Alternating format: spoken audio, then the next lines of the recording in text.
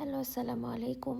Welcome back to রেখা রান্না channel. আজকের ভিডিওতে দেখানো হবে কিভাবে সিঙ্গারা বানানো হয়। বাসায় থাকা ইনগ্রিডিয়েন্ট দিয়েই খুব সহজে সিঙ্গারা বানানো হবে।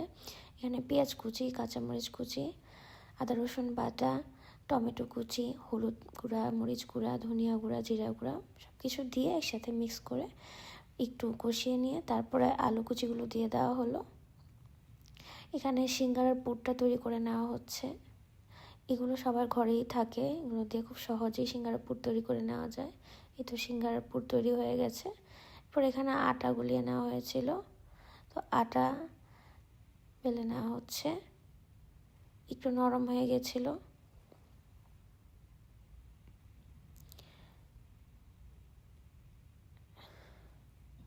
তো রুটি বেলে মাঝখানে এভাবে কেটে একটু ভাঁজ দিয়ে তারপরে সিঙ্গারার পুরটা ভরে নেওয়া হচ্ছে।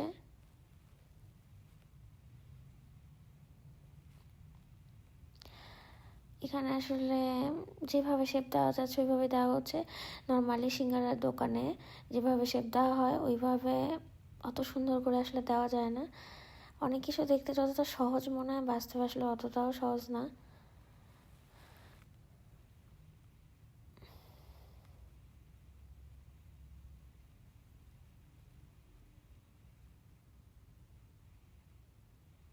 সিঙ্গারার ভিতরে সিঙ্গারার পুরগুলো দিয়ে দেওয়া হচ্ছে।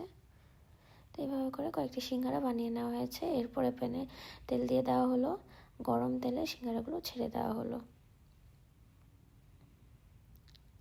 সিঙ্গারা কিন্তু অলওয়েজ একটু ডুবা তেলে ভাজতে হয়, তাহলে ভাজাটা সুন্দর হয় এবং খেতেও টেস্টটা ভালো লাগে।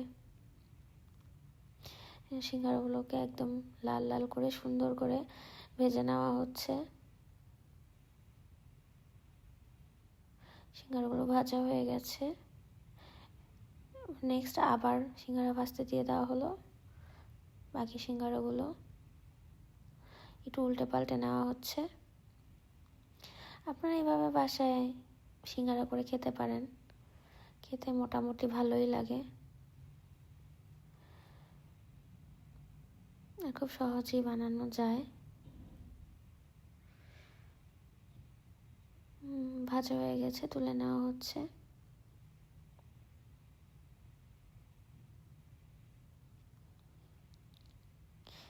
এই তো তৈরি হয়ে গেল খুব সহজে সিম্পল কিছু ইনগ্রিডিয়েন্ট দিয়ে সিঙ্গারা। এটা খেতে খুবই ভালো লেগেছে। একদম অথেন্টিক দোকানের স্বাদ না লাগলেও খেতে কিন্তু খুব ভালো লেগেছে। তো আশা করছি আপনাদের কাছে আজকের ভিডিওটি ভালো লেগেছে। তো ভালো লাগলে চ্যানেলটি সাবস্ক্রাইব করে দিবেন, বেল আইকনের টিপ দিবেন যাতে আপনারা ভিডিও ছাড়া মাত্রই আপনাদের নোটিফিকেশন যায়। তো আশা করি সবাই ভালো থাকবেন, সুস্থ থাকবেন। আল্লাহ হাফেজ।